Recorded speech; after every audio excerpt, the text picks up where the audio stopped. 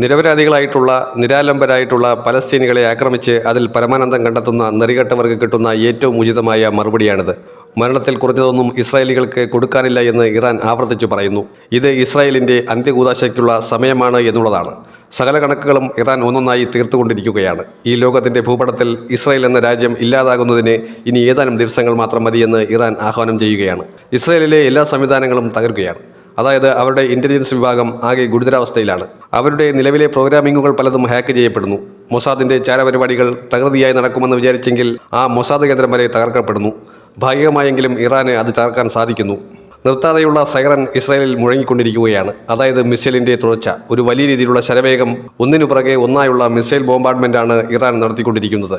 ഇത് ഈ നൂറ്റാണ്ടിലെ ഏറ്റവും വലിയ മഹായുദ്ധം തന്നെയെന്ന് നിസ്സംശയം നമുക്ക് പറയാം. ലോകരാജ്യങ്ങൾ തന്നെ വിറങ്ങലിച്ചു നിൽക്കുകയാണ്. യൂറോപ്യൻ യൂണിയനോ യുണൈറ്റഡ് നേഷൻസ് ഓർഗനൈസേഷൻസിനോ ഒന്നും തന്നെ ചെയ്യാൻ കഴിയാത്ത അവസ്ഥയാണ്. ഇസ്രായേൽ പ്രോക്സി ഗ്രൂപ്പുകളെയും പലസ്തീനെയും ആക്രമിച്ച് ലോകത്തൊരിക്കലും സമാധാനം കൊണ്ടുവരാൻ സമ്മതിക്കില്ല എന്ന് വിരളി പിടിച്ചു പറഞ്ഞതിന് കിട്ടിയ മറുപടി. എല്ലാം കണക്കുകൂട്ടി ഇസ്രായേലിനെതിരെ പ്രയോഗിക്കാൻ ഒരു സുവർണാവസരം കാത്തിരിക്കുകയായിരുന്നു ഇറാൻ. അത് ഇതുതന്നെയാണ് എന്ന് ഉറപ്പിച്ചു തന്നെയുള്ള പ്രവർത്തനമാണ് നടക്കുന്നത്.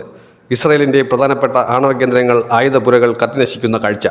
അവരുടെ എല്ലാ വിമാനത്താവളങ്ങളും പരിപൂർണമായി അടച്ചിട്ടിരിക്കുകയാണ്. എവിടെ നിന്നൊക്കെയാണ് ആക്രമണം വരുന്നത് എന്നറിയില്ല. എന്നാൽ ഇറാൻ്റെ സഹായികളായ രാജ്യങ്ങളെ ഭയക്കുകയാണ് ഇസ്രായേൽ. ഇറാൻ്റെ പ്രോക്സി ഗ്രൂപ്പുകളായിട്ടുള്ളവരെയും ഇറാന് സഹായം ചെയ്തു കൊടുക്കുന്ന യമനും ലെബനനും അതുപോലെ തന്നെ ഈജിപ്തും അടക്കമുള്ള എല്ലാ രാജ്യങ്ങളും വളരെ ആകാംക്ഷയോടെ നിൽക്കുകയാണ്.